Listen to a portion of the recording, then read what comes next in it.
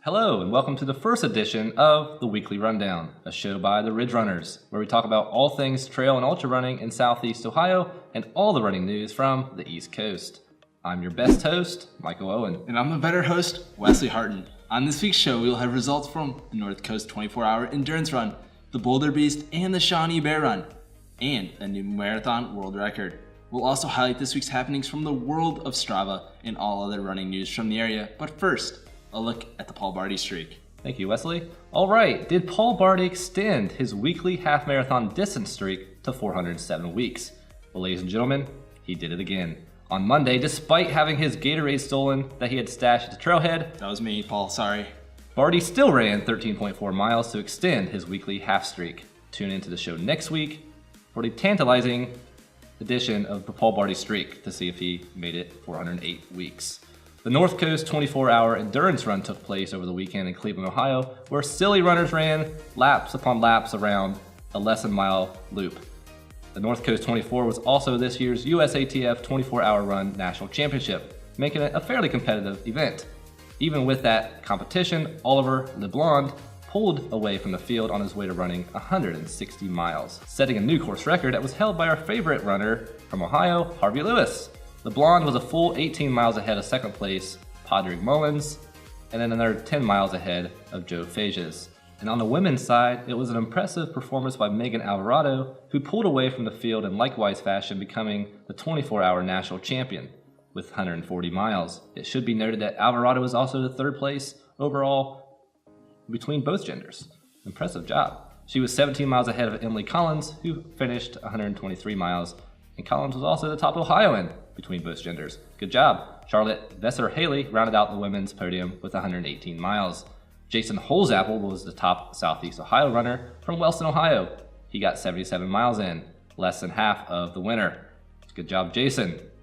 One of the more challenging sub-ultra races that we kept an eye on this past weekend was the Boulder Beast that took place in Pennsylvania. The race is 24 miles with 6,000 feet of vertical gain. Their website states they're bringing sexy back. I'm bringing sexy back to the Bald Eagle State Forest by including some of the more runnable forest trails and the infamous Boulder Field. We gotta check that out. The overall winner on the men's side was Wesley Atkinson, great name, coming in as the only sub 4-hour finisher in 3 hours and 29 minutes. The top female runner was Nicole Yoakum in 4:17. Matt Lucas was the top Ohio finisher with a respectable 5 hours and 24 minutes, while Nailene Welcome was the top Ohio female runner in 6 hours, 37 minutes. There were 328 runners that finished this grueling race, and it sure looked like a fun one. The Table Rock 50K also took place in Morganton, North Carolina, where only 8 minutes separated the top 4 runners, including the first place female, Amanda Morris, who was the third overall, time of 5 hours, 2 minutes, and 58 seconds. The top male was Reese Wells, with time of 5 hours and 56 seconds.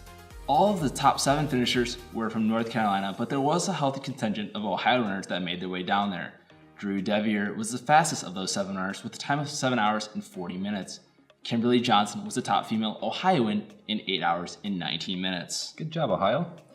The Bear Run 5K took place on Wednesday night at Shawnee State University in Portsmouth. This biannual 5K has taken place each spring and fall since 1995, and this year saw 531 runners. It's usually a fast race, and this edition was no different. Shawnee State cross-country runners, former and current, made a clean sweep across the boards with alumni Brad Liston and Corey Culbertson taking top 2 in 15:18 and 15:31, with current SSU runner Seth Miller coming in at 15:32. I saw their backsides all race. What are you doing in a 5K, Mr. Ultra Runner? No idea. Former SSU runner and multiple-time All-American Sarah Beal crushed the women's field with a time of 16:58. Current SSU runners Marissa Smith and Annie Winkler were second and third in 17:54 and 18:34. They would have been just behind me. Or ahead, I bet. Marathon and road running fans, we have a new world record in the marathon. Always a fast record-setting course, the Berlin Marathon took place last Sunday, and 2016 Olympic gold medalist Eliud Kipchoge absolutely smashed the Dennis Cometto 2014 world record from Berlin by 1 minute and 18 seconds, clocking a time of 2:01:39. That's the largest improvement on the marathon world record since 1967. To put this in perspective, Kipchoge averaged 14:24 per 5K and 4:38 per mile, which I could probably not run for 1 mile. Amos Kipruto and Wilson Kipsang were 5 minutes behind Kipchoge for second and third. The top 3 men were all from Kenya. Come on, Americans. I would hang out more in their pace range if I was running the race myself. Yep. We don't want Kipchoge's world record to overshadow the women's results because for the first time in marathon running history, the top 3 women went sub 2:19.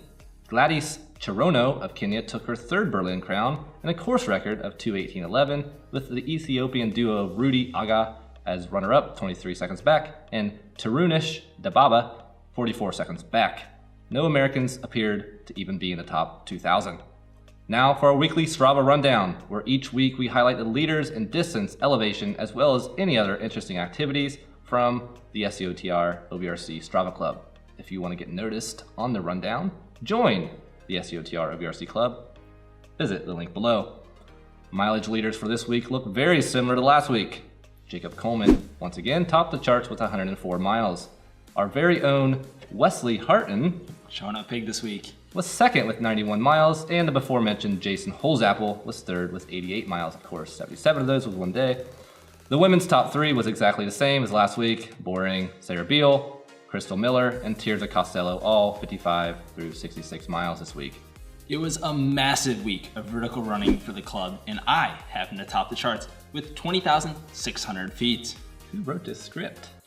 Jacob Coleman finished with 8,000 feet, impressive from the flat bike path runner, and Ian Ackers finished the week with a reported 7,200 feet, but we have disqualified him due to the gondola trips up the mountain while he's traveling in Switzerland, making Travis Simpson the 3rd elevation leader with 6,500.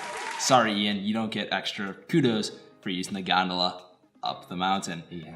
Katrina Schneider finished as this week's top female vertical runner with 2,300 feet. Riley Ree and Julie Root finished second and third, close behind with 2,000 feet each. Women, we have to start upping our vertical gain in the week. I expect to see someone hit 5,000 next week. Come on, women, a challenge. And some of the more interesting Strava achievements, the overall tone in the SEOTR OVRC Strava Club seemed to really appreciate the onset of this fall weather, with temperatures dropping into the 60s on Saturday after being in the 80s all week. And with the absence of humidity, runners seem to really be rejoicing on their logs. We saw activities titled, "Could This Be the Last Toasty Afternoon Run?" by Chris Lewis, and "Officially, Fall Running is Here, Love This Season" from Don Lutz, and "Probably Should Have Run Before Eating Pizza, but Can't Beat This Weather" by Julie Roop. Speaking of Julie Roop, she ran a 15-mile run in Zanesville on Sunday with her husband Jason to cap off her week, and with that, it notched her over the 1,000-mile mark. Congratulations, Julie, for hitting 1,000 miles this year. And great job to everyone else in the club this week. With that, thanks for tuning in to this week's Rundown from the Ridge Runners. If you have anything exciting to share with us, drop us a line on either Twitter or Instagram. In addition, subscribe to our channel and hit the bell below, and you'll be notified every single time we release a new video. I'm one of your hosts, the better host, Wesley Harton. And I'm the faster host, Michael Owen. And we'll see you next week on the Weekly Rundown.